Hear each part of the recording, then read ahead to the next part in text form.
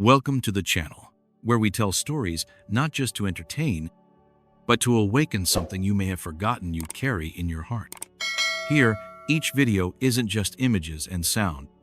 It's a doorway guiding you through dimensions, into the heart of questions no one dares to answer. What if death isn't the end? What if one human alone could make the entire universe stop and listen? Today, you're about to witness such a story. The story of Alexandra Mason, a human who died at the hands of the most powerful beings in the galaxy, and 37 minutes later, became something no one could understand. Put on your headphones, turn off the outside world for just a few minutes, because what you're about to see may change the way you look at life and death. Welcome. You've arrived at the right place. Where the story begins, the room held no echo. Not because it was quiet, but because the materials it was made of didn't allow sound to live long enough to bounce. The walls and ceiling were carved from pure neutron core matter that can only form when a star dies. The floor, if it could be called that, was a plane of artificial gravitational flux, always shifting, just enough to remind every creature within that they were standing in a place of absolute authority. The Grand Execution Chamber of the Galactic Council. Over 200 species had sent representatives today. From the highest tier, the Mistwalkers, gaseous beings from Nebula 7, floated gently, their translucent forms rippling in blue-violet like glowing fog. Below them, the Petra collective silicon crystal entities reflected light into continuously shifting geometric patterns. In the middle levels, flesh-born species, tentacled, feathered, biomechanical, all remained silent. At the Centera, floating energy cube hummed with a steady pulse, and Ragnar, senior executive of the 7th Quadrant, stepped onto the command platform, raising his third appendage. No speech was necessary. None present were unaware of the significance of this day. "We gather," Ragnar's voice rolled out, deep and charged like electromagnetic thunder, "to affirm our unprecedented supremacy and to declare the end of an illusion." Wings fluttered, tendrils trembled, and thought waves gently rippled through the chamber consensus. Ragnar turned toward the detention field. A command passed through 3 layers of energy filtration. The cube glowed brighter. A form appeared within a woman, suspended midair, arms bound by adaptive magnetic bands, eyes shut, hair disheveled, dried blood streaking her brow. Ragnar growled each word. "Alexandra Mason, former commander of the Stellar Wanderer, unofficial representative of the human species' primitive beings, addicted to violating diplomatic space." A ripple of mocking signals spread. Some species broadcast derisive data. They still use binary gender? Haven't evolved past facial mimicry? The Petra Collective projected a neural analysis model of the human brain, in mid-air highlighting its limited control regions. Ragnar tilted his head slightly, captured while attempting to establish equal relations with the Empire. A foolish act. He stepped closer, voice lowering. "Today's sentence is not just for you, but for all species who still believe they can speak to us as equals." He tapped a command. The extraction probes began to descend. Alexandra Mason opened her eyes. She smiled. The probes began to descend. From hidden seams beneath the containment field, they extended like tendrils of light, slender but radiant, wrapping around Alexandra's suspended form like a pack of starved predators. Each was programmed to seek out weaknesses in the nervous system, targeting the most refined forms of pain a living creature could endure. They didn't pierce, they didn't cut, they made you unravel from within. "Begin neural reaction extraction protocol," ordered Miravaltha chief scientist. Her 8 tendrils gliding across holographic data displays like a dancer orchestrating a symphony of agony. "Target, prefrontal cortex, emotion, memory, endurance nexus," she said without blinking. "Record everything. Emotional variants will be streamed to the Council's education and entertainment networks." In one corner of the chamber, several species had already activated direct sensory filters, eager to experience the pain as if it were their own. A glowing, spherical creature trembled with excitement. It's been ages since we got an unedited original. Ragnar smirked. Humans, still believing dignity will save them. The energy field constricted. Alexandra's chest sank. A small, wet pop echoed through her body. Her shoulder blade snapped under a microgravity pressure wave. Miraval monitored the vitals on her screen. No scream, no convulsion. Just one heart materially stable. Increase pressure. Stimulate node G97 in the thalamic cluster, Val commanded. A sharp beam of light struck the back of Alexandra's neck like a needle. No reaction. A line of data scrolled across the interface. Error. Unable to quantify pain response. This isn't a malfunction, Ragnar snarled. This is arrogance that refuses to beg. He moved closer, stepping up to the transparent barrier, voice dropping. Trying to be a hero, Earthborn? Think silence is victory? Or have you already begun to fracture inside? Alexandra looked straight at him. No anger, no fear. Just a gaze that seemed to pass through ancient armor forged from the bones of dying stars. And then, she smiled. For the second time, a flicker of unease stirred in the chamber. Some species, particularly the quantum swimmers, sensitive to interdimensional shifts, began registering temporal irregularities. There's a phase drift forming around the subject, an observer signaled, requesting containment recalibration. Just a biological reflex glitch, Ragnar dismissed. Nothing more than a delayed death spiral. But Miraval frowned. On her display, Alexandra's neural network began to glow in a way no known species ever had. The probes pushed deeper. A high-pitched screech sounded not from Alexandra but from the energy sensors themselves. Val barked an order. Increase stimulation to 160%.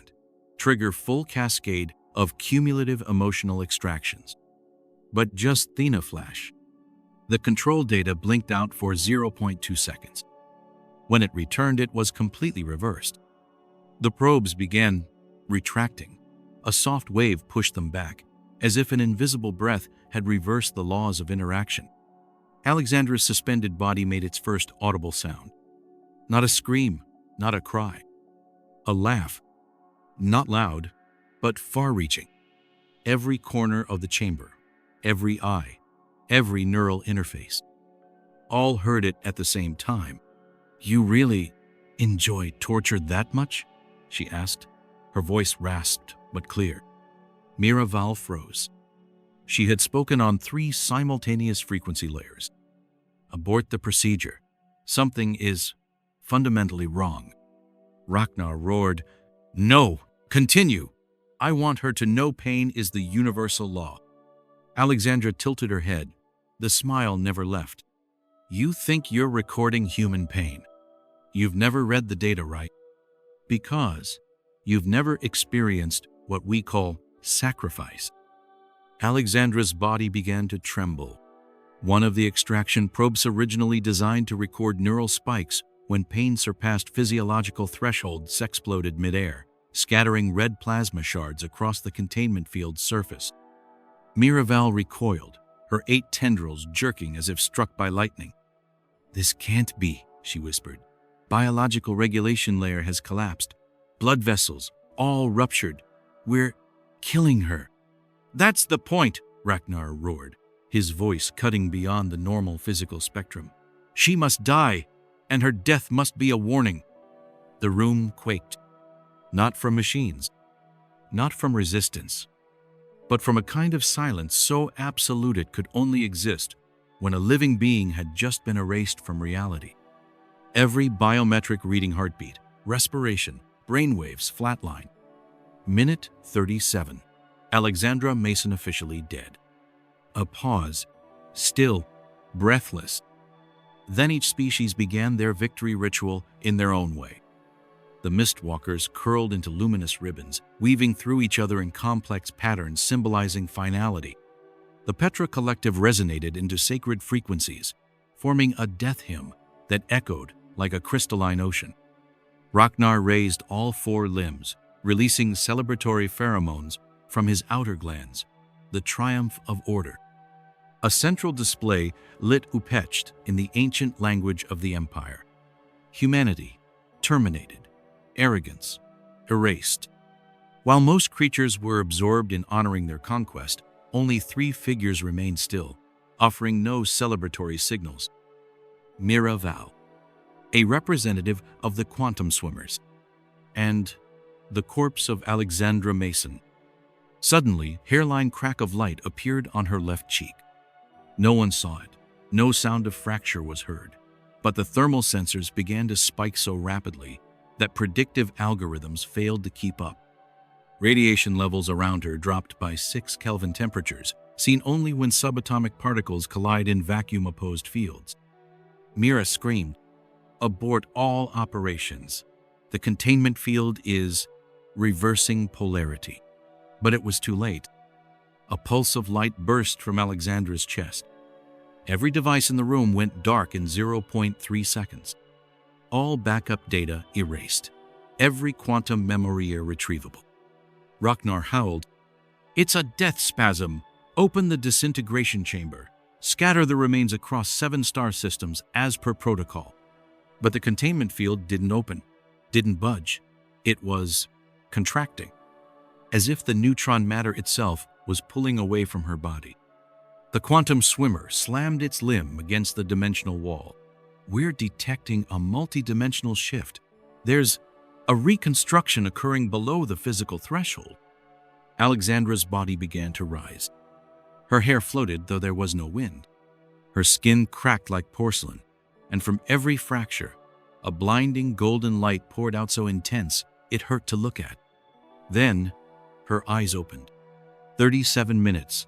Her voice echoed not from her mouth, but from every surface in the chamber. "You had 37 minutes to believe you'd won. And I had 37 minutes to witness death from the inside."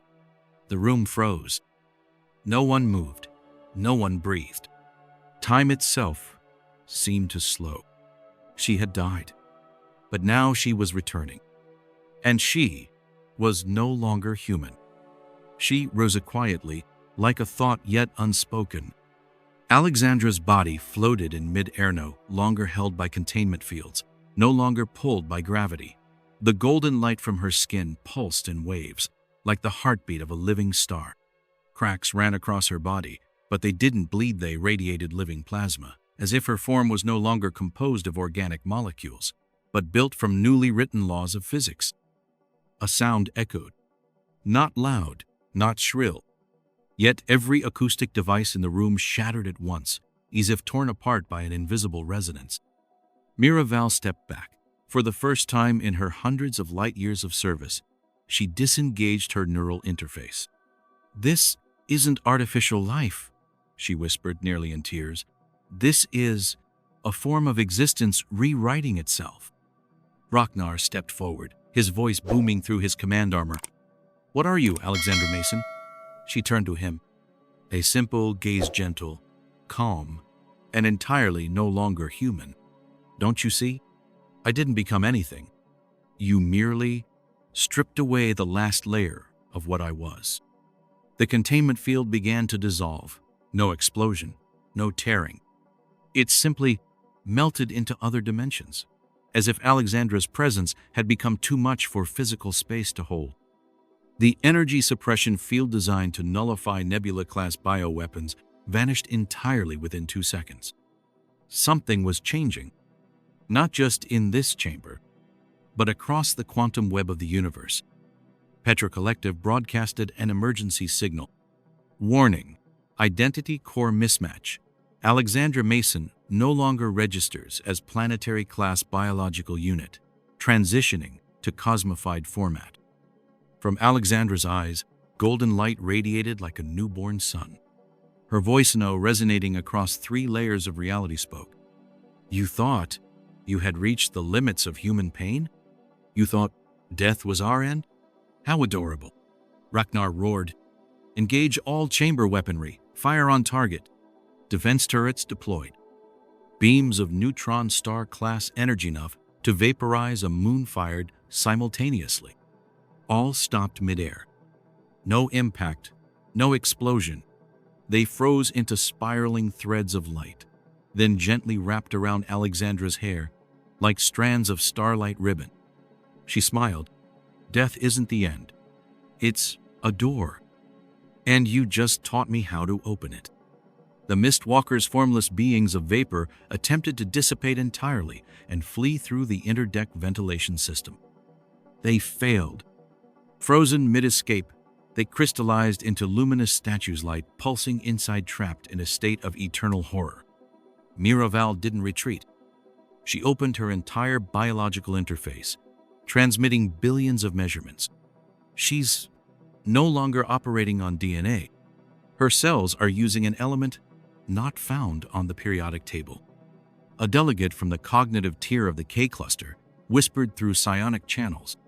She's becoming a sentient star. In a chamber now like the eye of a cosmic storm, Alexandra looked down at her glowing hands. She whispered to no one, or maybe just to herself. What is this? Because it feels like everything, all at once, forever.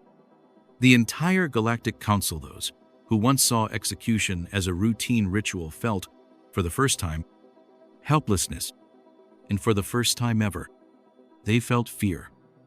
Alexandra raised her hand, and space rippled like the surface of a still lake touched by a whisper. From her fingers, golden threads spread outward like the vascular system of the cosmos, itself filling the chamber. They didn't burn. They didn't destroy. They rewrote. Across the neutron walls, where once the sentence of execution was carved, images began to emerge, living murals not of the Council, but of Earth's history. Scenes of devastation, world wars, bodies piled in muddy trenches, ecological collapsed, dead oceans, burning forests, skies black as oil, pandemics, genocides, torture, millions of desperate eyes in the dark. And then, a hand reaching through fire, a letter written from within a death camp, an orphan child singing amid rubble. Miraval whispered, disbelief shaking her voice. She's using the memory of her own species to speak with us. Alexandra nodded softly. You call us primitive, but no other species willingly walks into darkness, just to learn how to create light. The Petra Collective sent an urgent pulse. Alert! Historical data strands are triggering emotional feedback at level 4, recommending immediate sensory disconnection. Too late. The entire chamber was forced to feel it. Not just see, not just hear, but experience it cell by cell, the raw human pain. A reptilian guard screamed, collapsed, clutching his skull. What is this? This is grief? Loss? Love? Alexandra traced her hand through the air. The golden energy spiraled into a miniature galaxy and transformed into a stage. She looked directly at the Council. You turned this place into an execution chamber. I turn it into a theater. Every object in the room transformed. Weapons became instruments. Torture machines turned into stage lights. The containment field became a cosmic backdrop. You once asked, Alexandra said, her skin shimmering, why humanity dares to believe it is special. She stepped down into the assembly. No one dared move. It's not because of our strength, not because of our technology, but because we can turn tragedy into expression. She swept her hand, and around her appeared images of individual humans. Anne Frank writing in despair. Martin Luther King standing before a Gunan still speaking of dreams. A doctor saving lives in a forgotten war zone. This is what you never understood, she said, voice slow and steady like the pulse of the stars. We don't adapt to pain. We absorb it. We transform it. We make art from it. A bitter laugh rang from the corner. None other than Ragnar. You think that means you've won? He roared, though his eyes were unsteady. You turned this council into a playhouse? You call that humanity? Alexandra smiled, not mocking, not angry. I don't seek revenge. I reenact. Because if you cannot understand through war, Perhaps you'll understand through story. And at that moment, from every corner of the room alternate versions of Alexandra appeared, each with a different form, a different outfit, a different emotion. One wore a spacesuit. One looked like a medieval monk. One was a bloodied warrior. One was a smiling child. All spoke in unison. You've never understood. We are the only species who knows how to recount pain as a journey. The Chamberons, the heart of galactic authority, was now a stage. No one was sure who was judge, who was audience, who was the accused. Only one truth remained. Humanity is unlike any other species. And Alexandra Mason was living proof. Or perhaps more than living. In the brief window the Galactic Council believed to be death, Alexandra Mason witnessed truths that shattered every definition of finality ever conceived by any species. There was no heaven, no hell, no blinding light or mysterious tunnel. She didn't meet gods. She didn't hear angelic choirs. Instead, she faced a far more brutal reality, a wall of memory, where every being ever erased by the Council still existed and still remembered. She saw them not as spiritual echoes, but as living data of anguish, trapped in a loop of extinction, playing endlessly through the torn seams of time. Cries that had no voice, eyes that never had the chance to close, stories no one had ever told. And in those 37 minutes, she understood at the intersection of memory and despair humanity had learned something the galaxy had never dared to face. How to turn pain into meaning. When she returned, Alexandra carried no divine power. She brought consciousness, not just of herself but of all humanity with all its scars, its rebirths, and its uncanny ability to rise after ruin. She didn't roar like someone demanding vengeance. She simply spoke, in a tone as calm as if borrowed from the heartbeat of the universe. Death didn't end me. It decoded me. Then she raised her hand. A colossal clock appeared in midair, divided into 37 radiant segments, each a unit of cosmic time. She pointed at it and said, "With every beat, I remembered why humanity never falls. Because every loss, every wound, doesn't weaken us. It makes us into something that has never existed before." Images burst like dreams made of light. A mother shielding her child from falling bombs. A poet writing his final verse before execution. A doctor using bare hands to restart a spacecraft and save a world. None of them survived, but none of them were ever forgotten. She looked directly at the Councino Fury. No hate, only truth. You believe survival means victory, but you never understood. Humanity won the moment we chose to feel pain and still move forward. With a gentle touch, the execution device was disabled. It didn't explode. It didn't vanish. It dissolved into the air like a dream too wise to be remembered.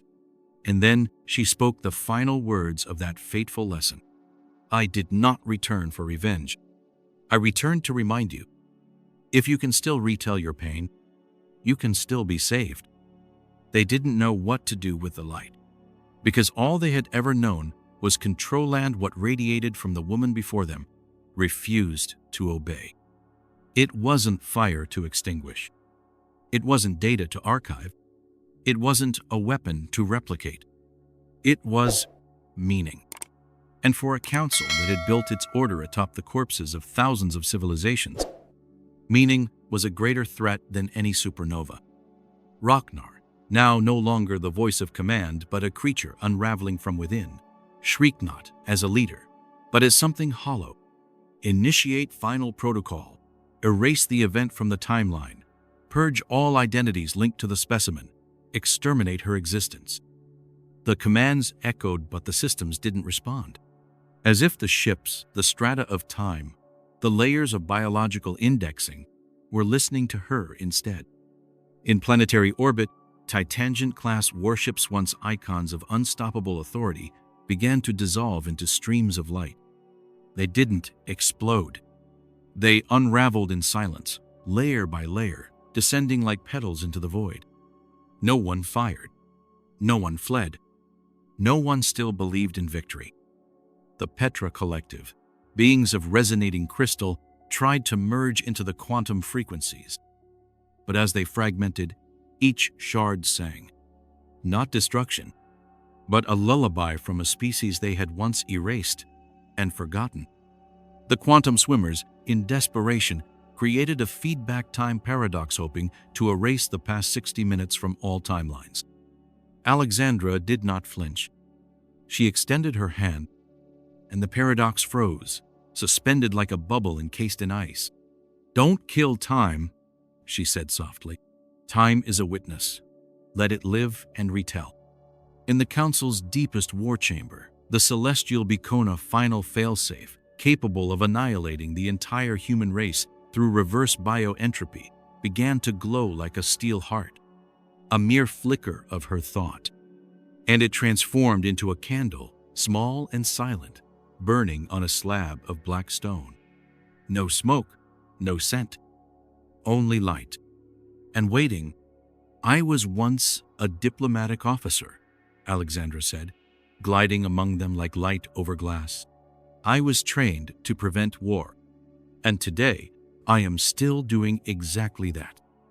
The entire data archive of the Council, millions of years of knowledge, weaponry, identification codes, secrets fractured, then lifted into the air like a swarm of luminous insects. Each data point became a golden firefly. They scattered across the galaxy, each carrying a memory of the species that had been erased, returning home. So their stories could be written not in blood but in memory. "Let them write the ending," she said, "not with vengeance but with remembrance." Ragnar now stood exposed, stripped of command, stripped of systems, just a trembling creature on a stage he could no longer understand. His scales, once impenetrable armor, turned to soft, precious metal, reflecting the faces of millions of humans' faces he had once deemed primitive, inferior. "You thought suffering was a resource," Alexandra said, her voice not loud, but resonant, like a whisper echoing in a hollow chest. "Now, live with it. Relive every moment you made others endure." Then she raised her hand. A sphere of light appeared. Not a weapon, not a device, but a script written in light, every letter a life, every sentence a civilization. "Welcome," she said, "to the cosmic theater. From now on, you no longer rule the galaxy. You recount it, and this time, perform it truthfully." 10,000 years after the last execution, the universe no longer sings songs of conquest. It tells stories of a woman who died and chose not to return for revenge, but to offer a role. The courtroom of old is now a cosmic theater, where starlight folds into stage curtains, and the weeping of galaxies becomes the soundtrack for plays never named. I am Ragnar Mason, Director of Executions. Now, I play myself every night. Opening scene. I sentence someone named Alexandra Mason. Final scene. I kneel and ask to learn how to be human. She never left. She doesn't sit on a throne.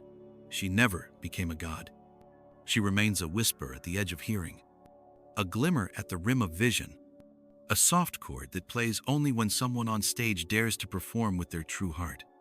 And at the end of each performance, she appears for just 1 second with that smile. Not forgiveness, not judgment, just a quiet question behind her gaze. Have you understood yet? High above the galactic theater, a clock still counts up from the day of her resurrection. Not to mark her death, but to measure how differently we have chosen to live. Today, on the 10,000th performance, the final scene ends with thunderous applause from millions of being Sans enemies, now sitting together in the front row, sharing cups of liquid light and debating the meaning of tears. We are no longer the council. We are storytellers. Her voice rings out not from speakers, not through broadcasts, but from the very structure of the room itself. Asterisk, asterisk. If you are still performing, then I am still here. When your mistakes become stories, they become lessons. And if one day you cry not for the pain you've received, but for the pain you've caused, then on that day, you will be human. Asterisk, asterisk. Maybe you're thinking, this is just a sci-fi tale. I used to think so too, until I lived it, died in it, and performed it again and again. Not to atone, but to learn how to love what I once could not understand. And if you watching this video have ever asked yourself, what will remain when I'm gone? Then remember, maybe the way you tell the story of your life is the very thing that could save a world still waiting to see the light. If any part of this story made you reflect, leave a comment. Your response might become the opening line for someone else's awakening. Subscribe to the channel so you don't miss the next story. Stories science hasn't explained, but your soul might recognize. And if you're still here, promise me one thing. The next time you encounter pain, don't look away. Tell it. Tell it exactly the way humanity always has. For millions of years. Thank you for staying until the end. Because Alexandra Mason's story is not over. It's just beginning. In you. Let's write the next chapter together.